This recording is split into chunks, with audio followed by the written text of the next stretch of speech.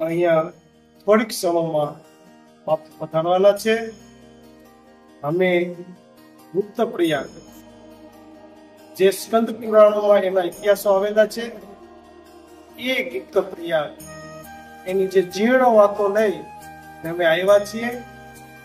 જે આપણા પરમ પૂજ્ય શ્રી મુક્તાનંદ બાપુ જે અખિલ ભારતના સાધુ સમાજના પ્રમુખ મુક્તાનંદ બાપુના મુખ્યથી આપણે થોડી વાતો આપણે સાંભળશું. આ ઐતિહાસિક જગ્યા છે. આ ઐતિહાસિક જગ્યામાં અવનવા સ્થળો આવેલા છે. બ્રહ્માજી, સિંગાલેશ્વર મહાદેવ, સતીઓના મંદિર જે સ્થાપના કરેલી છે એવા પાડિયા પણ અહીંયા આવેલા છે. નરસિંહજી મંદિર એ મંદિરો પણ આવેલા છે. એ શું શું કહેવા માંગે છે? બાળ બ્રહ્માજીનું મંદિર એ પણ અહીંયા આવેલું છે. એટલે આમાં તો ઘણું ખરું આવેલું છે. એટલે જે ઉજાગર કરવા માટે કરી અમે યુટ્યુબમાં વિડીયો બનાવીએ છીએ, જેની જાણકારી સમાજને પડે આવી અમારી ભાવના છે. એ માટે અમે બાપુ આગળથી થોડું માર્ગદર્શન, થોડી પ્રયાગની વાતો અમે જાણવા આવ્યા છે.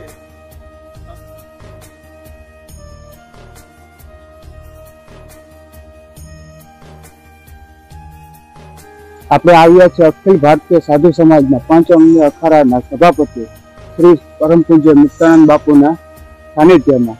એ આપને કહેશે કે ગુપ્ત પ્રયાગનું શું ઇતિહાસ અને શું મહત્વ છે, ક્યાં ક્યાં સ્થળે ક્યાં ક્યાં કારણો અને ક્યાં ક્યાં મહત્વ વિશે બાપુ આપને કહેશે. આપણે લોકકથા વિશે તો ઘણું જાણ્યું છે, તો સ્વયં બાપુ ના મુખ્યથી શું આપને કહે છે આપણે જોશું. ગુપ્ત પ્રયાગ તીર્થ છે, 5,500 વર્ષ પુરાનું છે.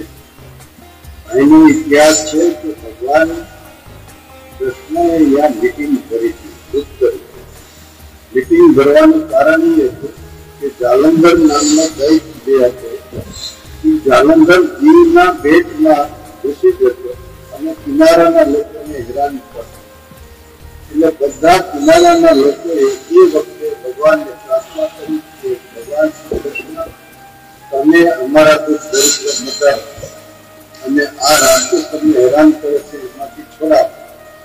ભગવાન કૃષ્ણ પણ બહુ આધીન ભાવથી ચાલવાવાળા, એમને ઋષિમુનિઓ એ વખતના હતા, એ વખતના આગેવાન હતા, એ બધાને બોલાવ્યા અને બધાને બોલાવીને અને એની સલાહ લીધી આનું શું કરવું. એટલે બધાએ કીધું કે રાક્ષસનું મૃત્યુ થવું અસંભવ છે, કારણ કે એ રાક્ષસના ઘરમાં એમની ધર્મપત્ની વૃંદા નામની સ્ત્રી છે, પ્રતિવિતા સ્ત્રી છે. જ્યાં સુધી પ્રતિવિતા ધર્મનું ખંડન ન થાય ત્યાં સુધી એનું મૃત્યુ નહીં થઈ શકે, માટે એને મારવો મુશ્કેલ છે. તો ભગવાન શ્રી કૃષ્ણએ કીધું કે એના માટે શું કરવું? આ હજારો લોકો, લાખો લોકો હેરાન થાય છે, એ મારા માટે દોષ નહીં, એની માટે શું કરવું? ઋષિમુનિએ કીધું કે પ્રતિવિતા ધર્મ ખંડિત થાય તો કે એ કોણ કરી શકે? કે છલ કરે એ કરી શકે. તો કે એ કોને શકતું નહીં કામ? તો કે તમારા સિવાય બીજું આ કામ કોણ કરી શકે? એટલે અમે એમ કહીએ છીએ કે લાખો વ્યક્તિને નુકસાન થતું હોય તો એક વ્યક્તિને નુકસાન થાય તો વાંધો નહીં, તમે એના પતિના સ્વરૂપનું સ્વરૂપ ધારણ કરો, જાલંધરનું સ્વરૂપ ધારણ કરો. એટલે સ્વાભાવિક તમને પરસ્પર્શ કરવા આવશે એટલે પ્રતિવિતા ધર્મ ખંડિત થશે. કારણ કે પ્રતિવિતા સ્ત્રી જે છે એનો નિયમ છે કે એ કોઈ પણ પુરુષ નહીં પડખાય પણ ન જીવે, એને કોઈને સ્પર્શ પણ ન કરે. એટલે અમે એ સ્પર્શ કરશે એટલે અમે પ્રતિવિતા ધર્મ નાશ પામશે અને અહીંયા એમને વધ કરવાની તૈયારી કરશે, જાણશે. આ રીતે અહીંયા ગુપ્ત મીટિંગ ભરાવી અને ગુપ્ત પ્રયાગમાં બધા ઋષિઓને કીધું કે અમે રાત તો નહીં રોકાઈએ, અમારે જવું પડશે અમારા તીર્થમાં સ્નાન કરી. ભગવાન શ્રી કૃષ્ણે બધાના તીર્થનું આયા અને અહીંયા કીધું બધા તીર્થને અહીંયા આગમન થયું અને આ તીર્થમાં 68 તીર્થનું આગમન થયું, બધા મુખ્ય તીર્થ. એટલે કીધું કે આ ગુપ્ત પ્રયાગ તીર્થ છે. અહીંયા કોઈ પણ એના પિતૃનું શ્રાદ્ધ કરશે, કોઈ પણ વ્યક્તિ એના પિતૃનું તર્પણ કરશે તો એને પ્રયાગ જે છે ગંગા યમુના સંગમ ઉપર નહીં જાય તો ચાલશે, એટલું પુણ્ય અહીંયા પ્રાપ્ત કરશે. અવસર તીર્થ અહીંયા બોલાવે એ આ ભૂમિ છે. અને જાલંધરના મૃત્યુ માટે અહીંયા પ્લાન કર્યો હતો ગુપ્ત રીતે. એટલે આ ગુપ્ત પ્રયાગ. તો બાપુ આપને ગુપ્ત પ્રયાગ વિશે પૌરાણિક ઇતિહાસ કીધું. જો આપણે સમજણ થોડી ઘણી સમજણ હતી ને થોડી ઘણી નથી, બાપુએ વિસ્તારથી આપને કીધું કે અહીંનો શું મહત્વ છે, શું ઇતિહાસ છે, જેને આપણે કદર નતા કરતા. તો બાપુના મુખેથી આપણે સાંભળ્યું કે એનું કેટલું મહત્વ છે. તો હવે બાપુના મુખે આપણે સાંભળશું કે અહીંયા ગુપ્ત પ્રયાગની આસપાસ આવેલા કેટલા એવા પ્રાચીન સ્થળો છે જેના આપણે દર્શન અને એના પુણ્યનો લાભ લેવો જોઈએ. ગુપ્ત પ્રયાગની અંદર બુદ્ધા બ્રહ્માજી છે, સિંગારેશ્વર મહારાજનું મંદિર છે, રત્નેશ્વર મહાદેવનું મંદિર છે. અહીંયા કેટલાય તીર્થો છે, રાંગલમાનું મંદિર છે. એટલે આ તીર્થ જે છે એ પ્રાચીનમાં પ્રાચીન સ્કંદ પુરાણમાં પણ આ તીર્થનો ઉલ્લેખ છે. આ તીર્થનું સંચાલન બ્રહ્મચારી પરંપરા અગ્નિ અખાડાના બ્રહ્મચારીઓ જે વિરક્ત છે એ અહીંનું સંચાલન સેંકડો વર્ષોથી કરે છે. અને એમાં નરસિંહાનંદ બ્રહ્મચારી થઈ ગયા. એમની પાસે સહજાનંદજી મહારાજ પણ 6 મહિના રોકાણા. નરસિંહાનંદ બ્રહ્મચારી જયારે થઈ ગયા એ વખતે હજુ એમને દીક્ષા નહોતી, લોક નહોતા પધાર્યા. એ વખતની વાત. મહાપ્રભુજી પણ અહીંયા પધાર્યા. મહાપ્રભુજી શ્રીમદ ભાગવતનું આયોજન કર્યું અને પુષ્ટિ માર્ગનો પ્રચાર કર્યો. એટલે એવું આ બ્રહ્મચારીઓની પરંપરા નરસિંહાનંદજી બ્રહ્મચારી નરસિંહ મંદિરની સ્થાપના કરી. અહીંયા દર વર્ષે 3 મહિનાની અમાવસના દિવસે મેળો ભરાય છે. 2-2.5 લાખ પબ્લિક આવે છે. 3 દિવસનો મેળો હોય છે. પિતૃ અને પાણી રેડવાનું કરવાનું. એ ઉપરાંત અહીંયા જલદેવીનો તહેવાર ઉજવવામાં આવે છે. હોળીનો ગુરુ પૂર્ણિમાનો તહેવાર ઉજવવામાં આવે છે. અને આ રીતે ઉત્સવો જે છે ઉજવવામાં આવે છે. અને પિતૃ તર્પણ કરવા માટે ચૈત્ર મહિનામાં પુષ્કળ પબ્લિક અહીંયા આવે છે. પોતપોતાના પિતૃને અર્પિત પિંડ અર્પણ કરવા માટે, તર્પણ કરવા માટે.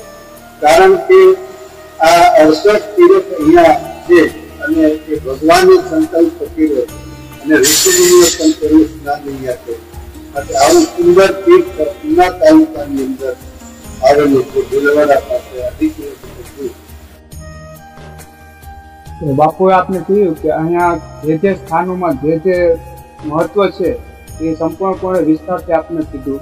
હવે આપણે જાણશું કે બાપુનો અગાઉની પ્લાન શું છે. અહીંયા ભવિષ્યનું પ્લાન જે છે એ મંદિરના બાંધકામનો છે. અને અત્યારે મંદિરનું બાંધકામ શરૂ છે. 6.5 કરોડને ખર્ચે આનો કોન્ટ્રાક્ટ અપાઈ ગયો છે. 3 શિખરબંધ મંદિર થશે. જેમાં ભગવાન સિંગારેશ્વરનું મંદિર આવશે, ભગવાન નરસિંહ ભગવાનનું મંદિર આવશે અને માં ગાયત્રી મંદિર આવશે.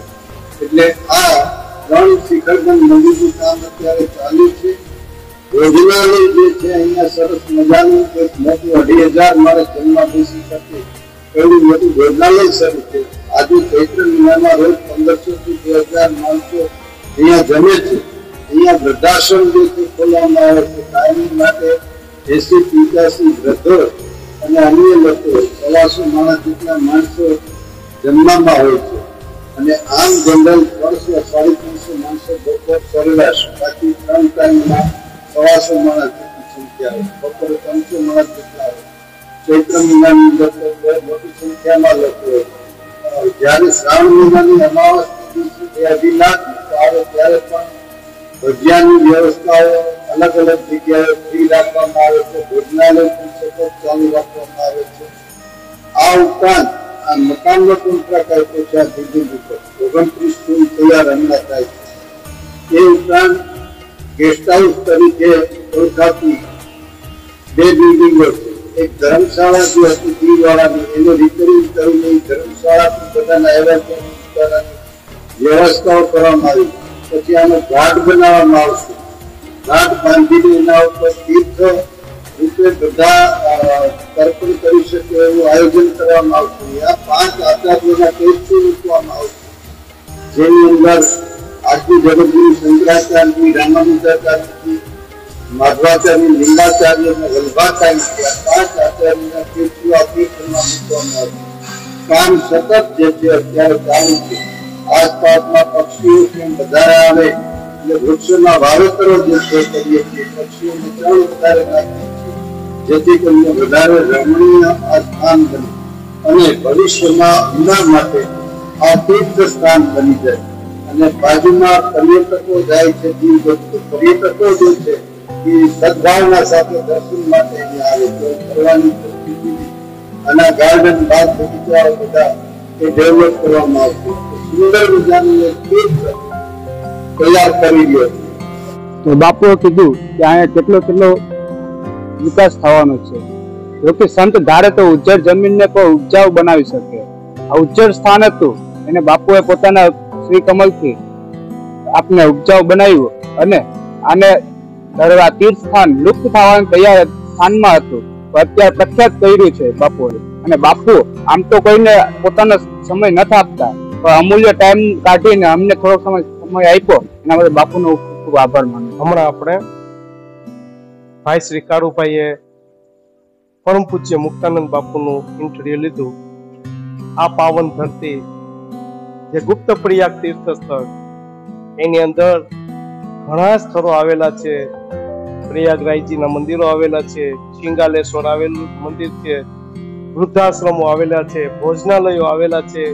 બાપુ પાછા જે મંદિરો બનાવવામાં આવવાના છે, જે ગાયત્રી મંદિર બનાવશે, એ પછી શિંગાલેશ્વર મંદિર બનાવશે.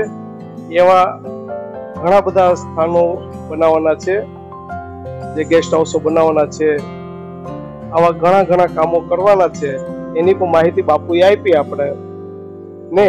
અત્યારે આ પાવન ધરતી, પવિત્ર જગ્યા અત્યારે લુપ્ત થવાના આરે હતી, પણ બાપુ આવ્યા એ પછી એ બાપુએ કાર્ય હાથમાં લીધું ને અત્યારે એટલું બધું ઉજાગર પણ થઈ ગયું છે. આપણે જોઈએ કે આ બાપુની કુટીરનો રસ્તો છે, તો બાપુએ અમને કુટીરે જવાની અનુમતિ આપી, એનો ધન્યવાદ. પણ આમ લોકોને અંદર જવાની મનાઈ છે, એટલે મહેરબાની કરીને એ જગ્યા બગાડે નહીં, એનો આપણે ખાસ ખ્યાલ રાખવો જોઈએ. બાપુની અનુમતિ હોય તો જ આપણે જવાનું.